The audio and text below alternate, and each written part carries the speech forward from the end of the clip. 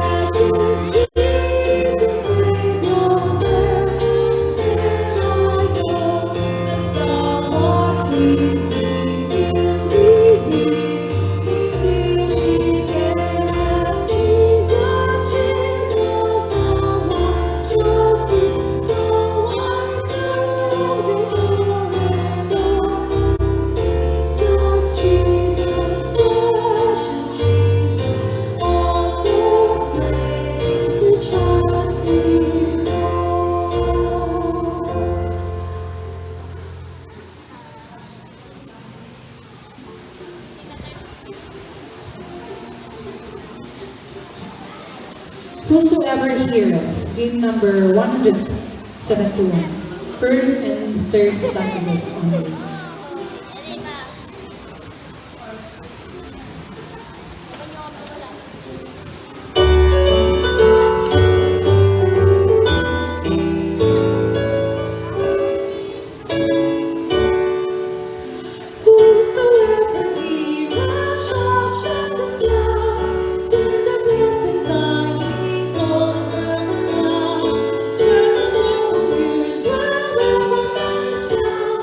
Who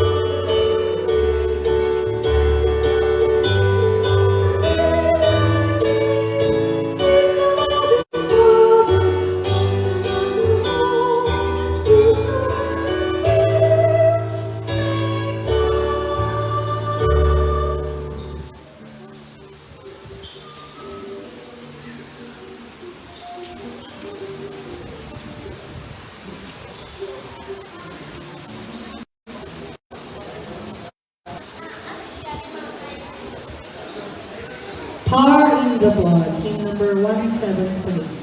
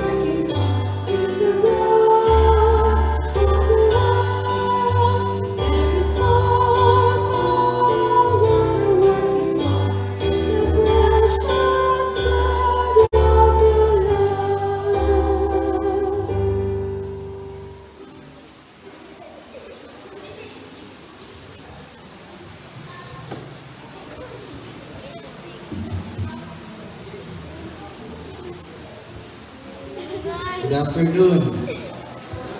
Happy Sabbath.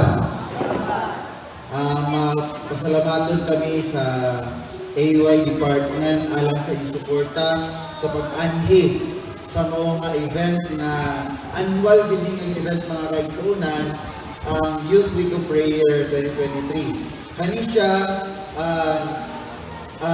usa ka programa nga gidala sa ato ang General Youth Conference. So kani nga programa gikan pagid sa General Conference nato sa Seventh-day Adventist. So this is to train young people to speak and to show, to deliver message to others. It is one way also to practice and to train our young people. So akong part mo ang pag-welcome sa tanan. Welcome. Labi na sa to ang mga elders na naadiri karon o uban sa itong mga members sa Don Carlos Seventh-day Adventist Church. And also sa ato ang mga naminaw karon sa ato ang live, no? Kani siya, dili pag hindi siya yung last star na ayo ato ang pag-live aning ato ang programa. Pero it is one way or in one way or another, it is an improvement po. Na ato makita ba nga na-data in many years to come, remember nato nga nakasugod data sa himo sa mga live pod nga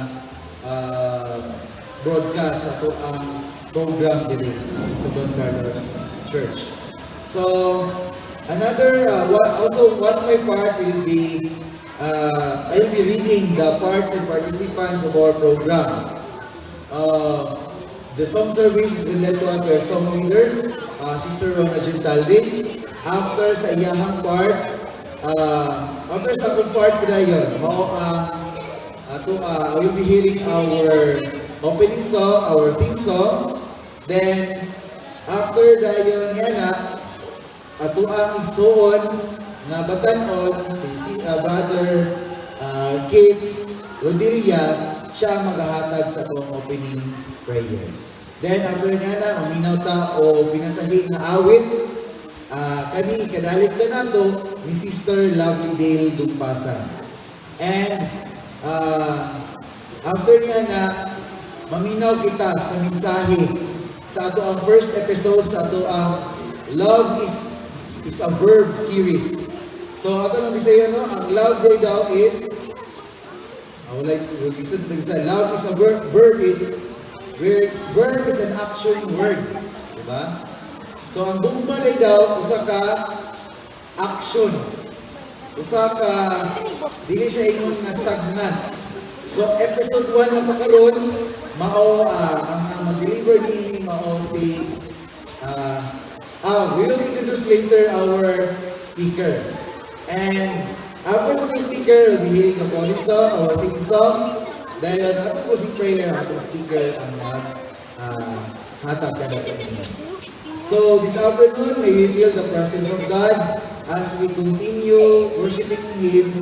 This is our first episode ng Isunan, and I will invite everyone.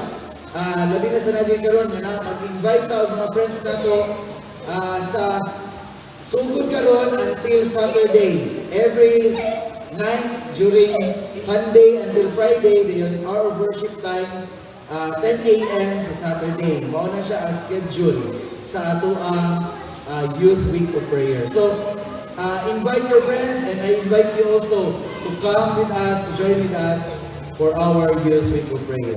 So, that's my part and I hope you feel the presence of God as you continue worshiping Him this afternoon.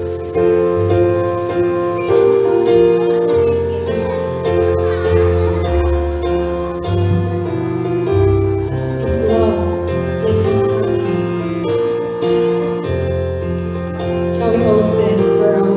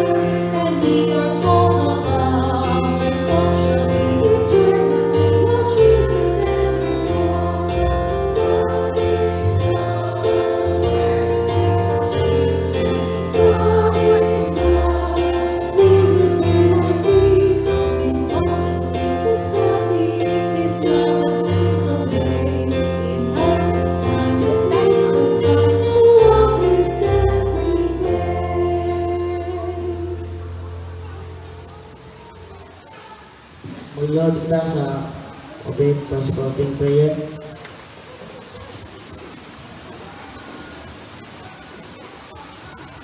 Let's pray. Our Father in heaven, be with us as we have our youth week of prayers and disregard us. Act us the best. Be with our speaker today as she will give a message to these people. God, help us and guide us to the right path. Give us good health always and help those who need your help. God, help us and please forgive our sins. In Jesus' name, pray. Amen.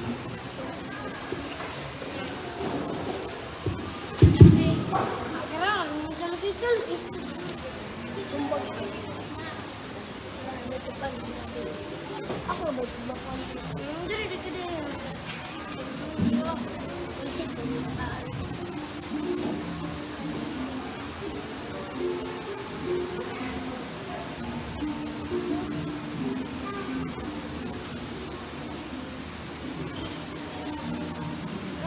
Okay, basta na dyan. Ano siya mag-vlogger? Ako. Magaling.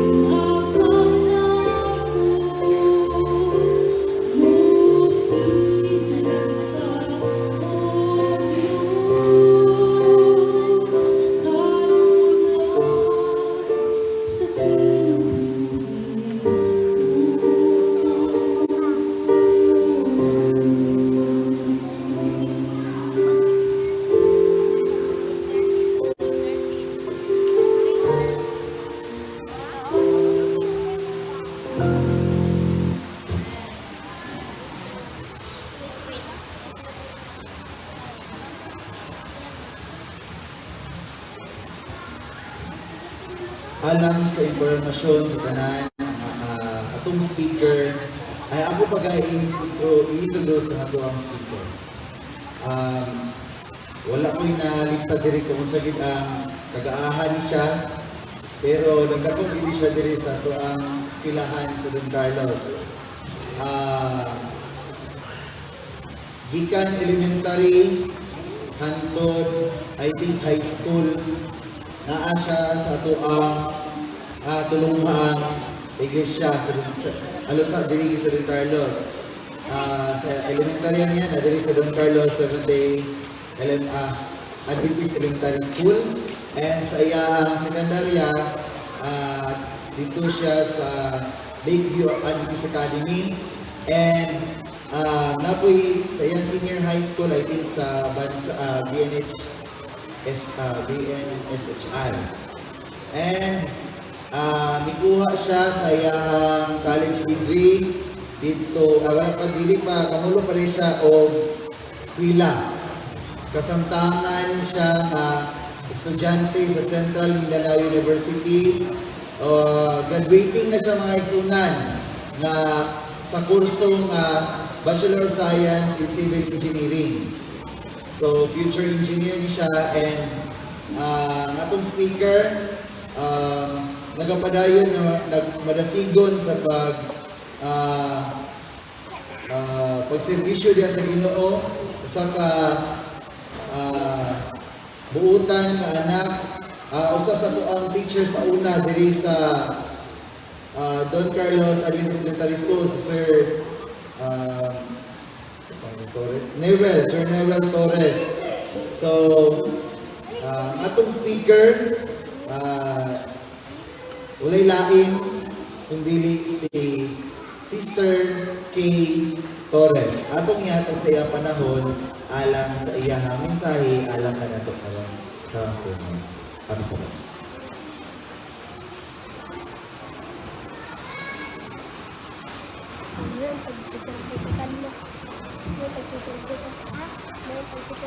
Happy Sabbath mga kaigsuunan! God is good! And all the time. So salamat kayo sa maanindog nga awit nga gihatag ni Sister Lovely. Ang nag-ingon dito nga sa chorus nga pagbuha Ginoo nga sama kanimo ang kasing-kasing. So karong hapon nang ako jud gyud alipay nga gihatagan ko ning opportunity nga maka-speak diri sa inyo karon. Ever since bata pa ko kanang magtana ko diri sa congregation, like gusto gid ko nga mag-chorister, like kung may mag-beat diri, magapit ko beat dito sa kanang sa congregation. Tas kung kapit mag-speak, gusto ko nga someday gusto ko maka-speak. But then kung na na bitaw ka sa situation, kimura, kulpa man na ikayo kung ikaw na, like, lahirigid ang kakulpa mga kaigsunan mo to nga.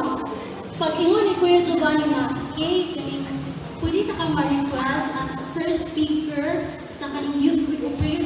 Patay na lang, first speaker man, nga, kaning, ako kita na ang list, yung mga, dagan ko, kaning finis ng ate, yung mga experienceado, inana, tas ako, first, naman ako, so, ikaw kuya, like, ako, nasa una na, ikaw kuya, dala lang, or mga anak ko na, pero, nasa ko ang mindful nga, kung dili ka ron, kanus aman. So, moto po siya, na-remind ko sa giingon ni Kuya Giovanni last night na nag-ingon siya ka, just do your best and God will make most out of it.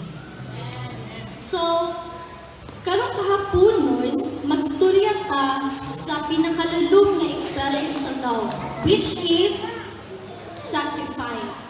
So, sacrifice is the willingness to give up something na valuable kay sa imuha or precious kay sa imuha for the sake of other people. So, as Christians, ginatawag kita to love sacrificially, just as Jesus loved us and sacrificed Himself for us. So, ang atong sentro sa atong mensahe karon makita sa 2 Corinthians 8 verse 9. Please open your Bibles with me to 2 Corinthians 8 verse 9. So, ako ni siyang basahan sa Cebuano nga version, nag-ingon diri. Nasayod usab kamo sa gibuhat sa atong Ginoong Hesukristo.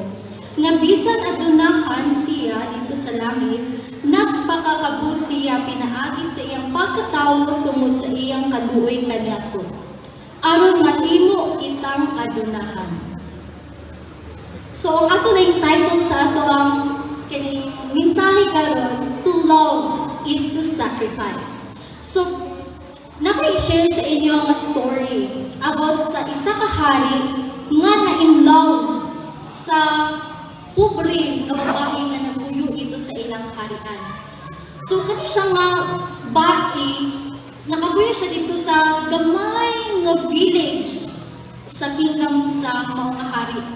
Tapos kani nga hari, kung ato siyang mabutang sa atong term, nga bati niya siya batasan nga hari, kay kung dili ka mo-agree siyang gusto or di ka mutuman siyang gusto, pakaulawan yun kaniya, kay gusto yun niya nga tanan, like, tanan madahit yun niya nga, dapat mo ni kaning buhaton, so dapat tanan mutuo.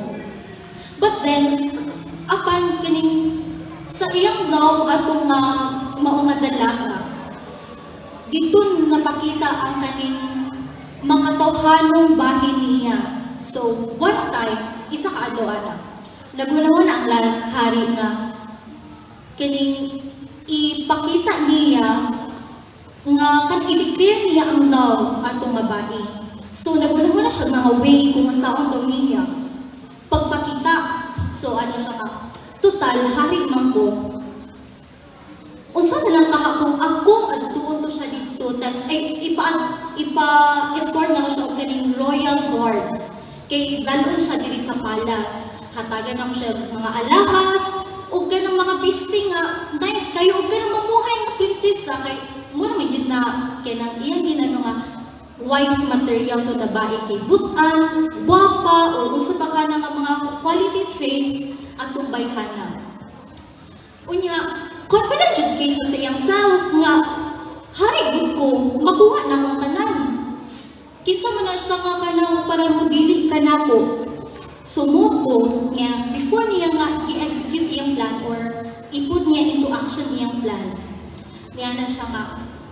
Pero kung buhaton ko ni mahigugma ka siya nako, like genuine ba ka ang love nga iyang ihatag sa kuha? So, dito siya nakahitugtog siya nga, tama ba kahanin or daily or buhaton ba na ko? So, muto nga, nakaingon siya nga, ay, dili niya siya maayo. So, nagunawanan na po siya laing nga plano. Yan siya, ay, kanina lang. So, iyan na siya na, i-andam na ko, sakyan na ko ang pinaka kanang kimsog or pinakamatahong niya nga kabayo. Unya, magparade siya padulong dito sa baryo sa babae. Kaya iya diyong ipakita nga, hari ko nga, ingana, iyang i-declare iyang gugma ato nga bae. But then, unya, iya mong giplano nga, waon niya ang bae dito, unya, dalon niya sa iyang palasyo, unya, kana ang status sa bae, iyang i-level sama sa iya. So, mo pa siya nga, kani siguro kay romantic kaayo.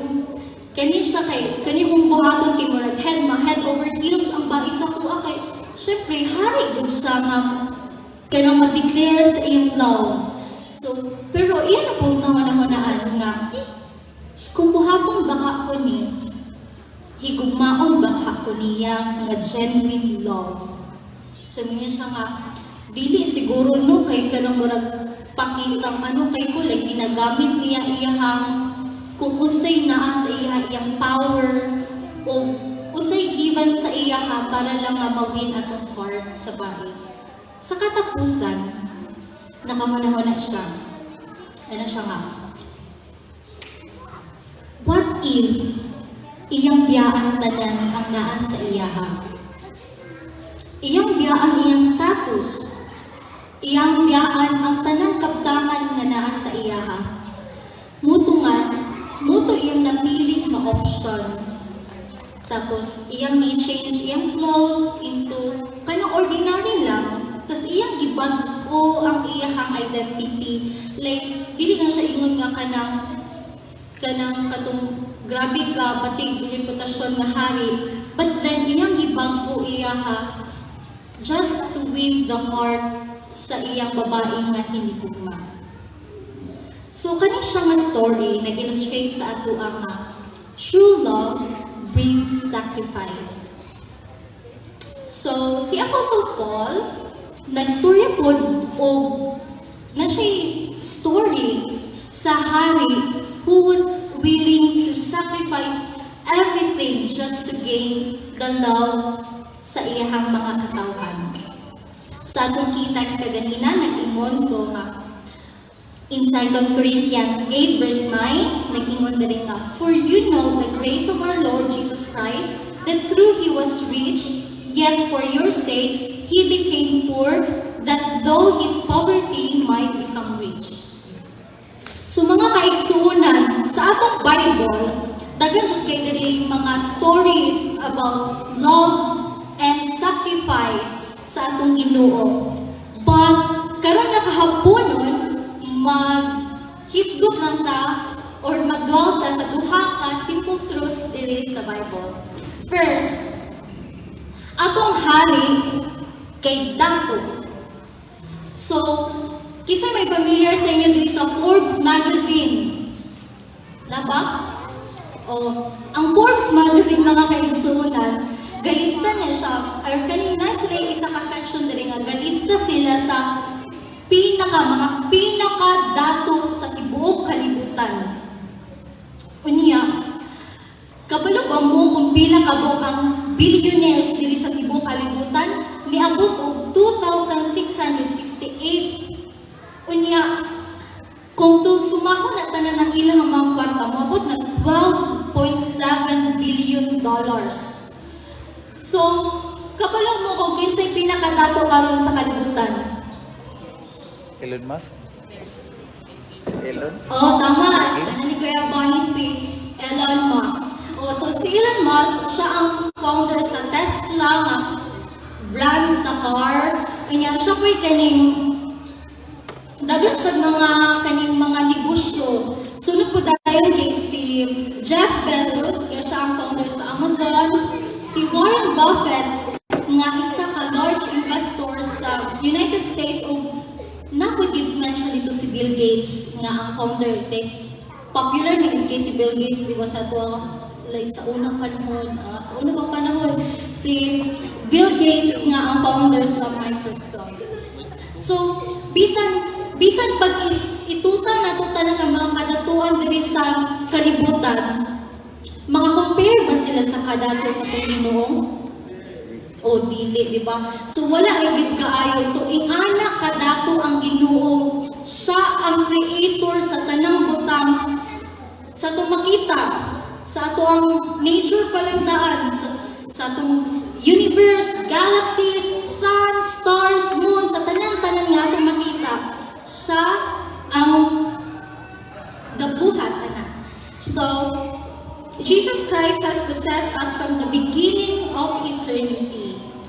So, Heavenly King is rich in power and glory. So, nag-ingon diri sa Colossians 1 verse 16, for in Him were created all things, those in heaven and those on earth, visible and invisible, be thrones, dominions, principalities, power. Everything was created through Him and for Him. So, ang Ginoo, siya yun. Kung wala ang Ginoo, ambot kung wala kita. So, Jesus, the Heavenly King, was and is and will always be rich in power, majesty, authority, and glory. His riches are countless and His resources are limitless. So number 2, kung dato ang atong hari, makarelate po siya sa ato ang kay nagpaka-pobre po siya, niagi po siya nga gi-give up ang irang tanan-tanan.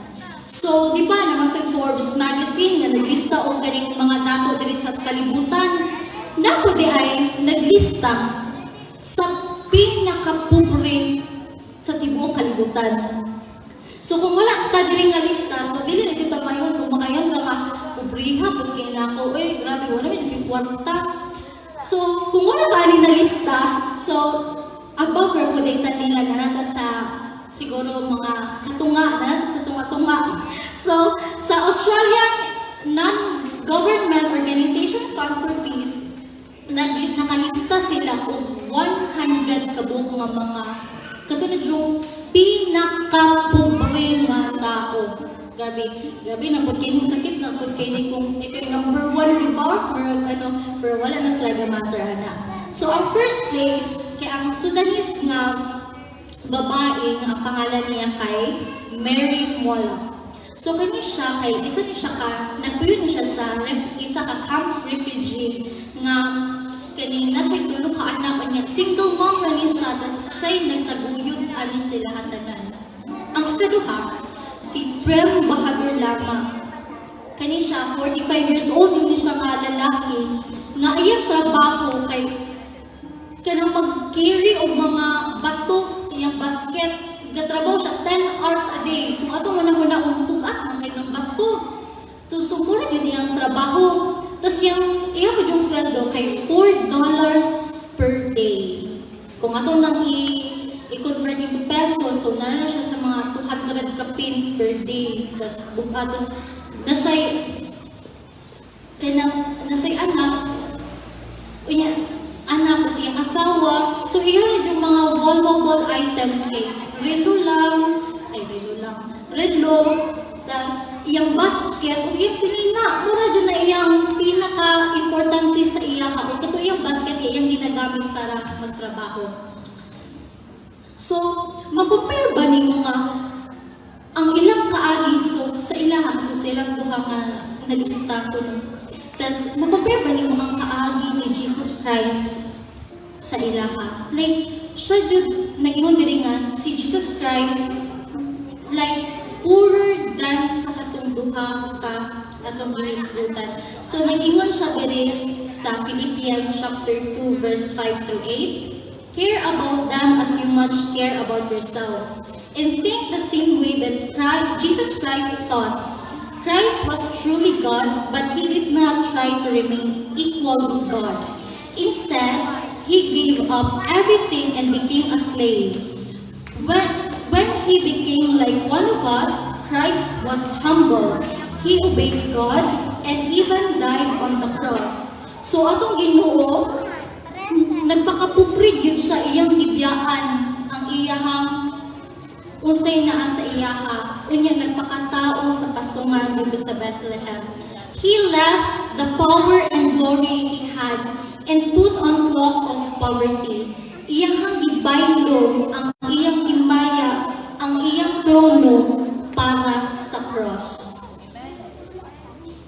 So, makaingon ka nga, ganun, like, sa una, like, nadyo yung mga questions sa akong self na, grabe gid no, like, ang love sa atong Ginoo sa ato, kay, nganong nahimo to niya nga, kinaingana dito ka-extend na, he was, kanang willing jud kay siya nga i-sacrifice iyang self sa ato, nga bisan, nga ato amang tinuyuan man sa tao, nga gipiling man sa tao nga pagpakasala, like, na anong ta dili sa sala.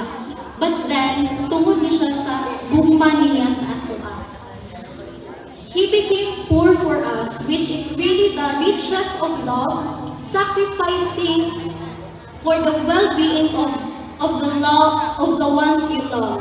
So tungod sa iyang kapobrehon, naagian niya nga kapobrehon, or naagian niya nga pagsakripisyo, our lives are made richer today. So, karon pangutanon ta mo mga kaigsunan. Unsaon man nimo pag-respond sa love nga gihatag sa Ginoo sa ato? So, the best answer ani mga kaigsunan is to surrender our life as a sacrifice of love. Let us always remember mga kaigsunan na true love comes with sacrifice. So in the face of our King, great sacrifice, you and I must be willing to drop everything, sacrifice everything, and give it all out of Him. So, as we go about our daily lives, atong always ipangutana sa atong kaugalingon. How can I love sacrificially today? May it means nga, kining isacrifice nato itong oras para lang matabangan nato atong friends na nanginahanglan, or na kay valuable nga item nga modyo ni mo gusto, precious kini siya sa ako, but kailangan ni mo i-let go kay para lang makaprovide sa imong family, sa imong friends, or kinsa man nga imong hinigugma. Whatever it may be, let us remember that true love is sacrificial. And it is through our willingness to sacrifice, mapakita nato ang gugman sa Ginoo sa ubang tao. Let us always pray nga hatagan kita sa Ginoo nga og strength and courage to love sacrificially, sama sa ginabuhat ni Jesus Christ sa ato. May we be willing to lay down our lives for the sake of others, and may our lives be a living example sa sacrificial love nga gipakita ni Jesus Christ sa ato ang tanan. And this is my prayer.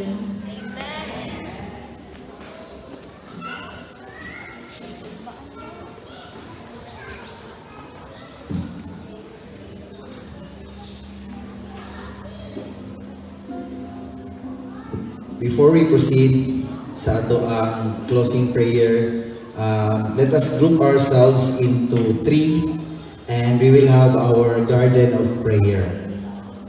Sa katong group of 3, dito na mo mag-present sa inyong mga prayer request. And after that, ayan na rin we will be hearing our closing song. So let's proceed. Sa ito ang mga grupo, group of 3 persons lang. Then, natay a prayer by group of 3. So, ang gihangyo, katong diha, magrupo lang ta. Tag tinagtulo din, we'll have a prayer.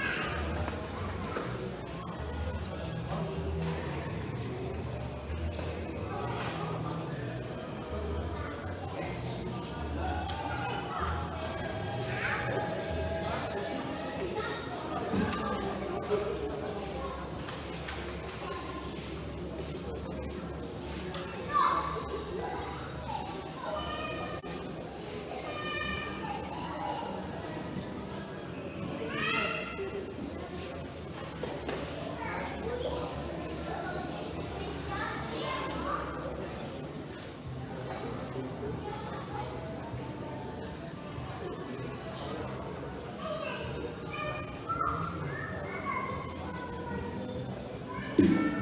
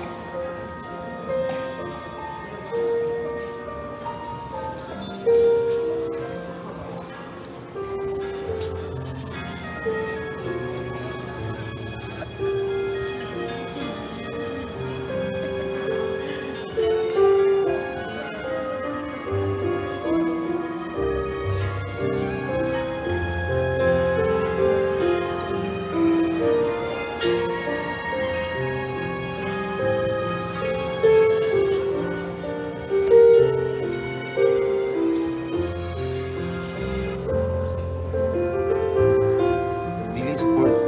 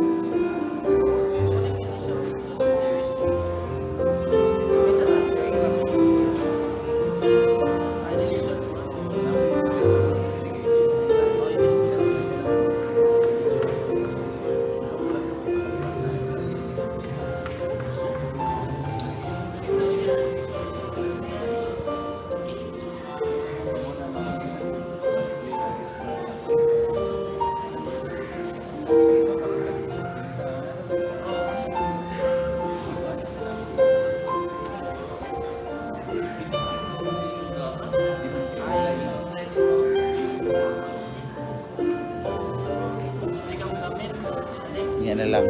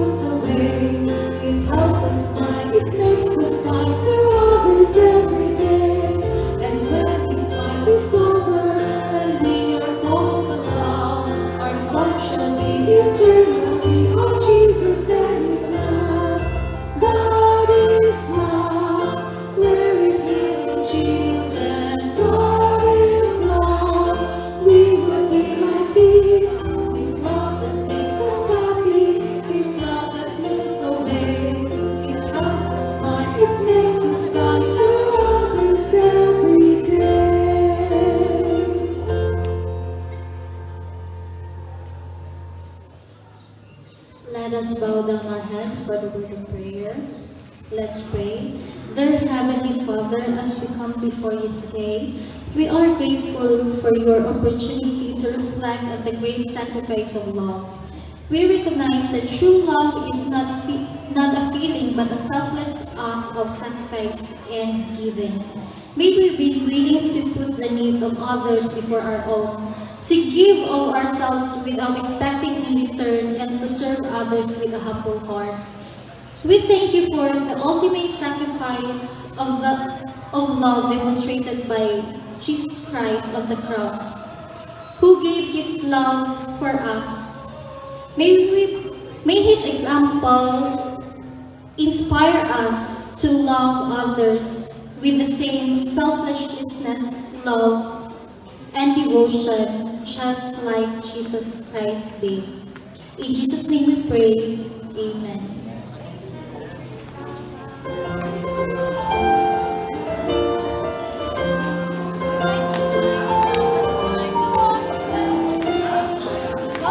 Thank you everyone for coming to our Youth Week of Prayer. First episode of our Love is a Verb series.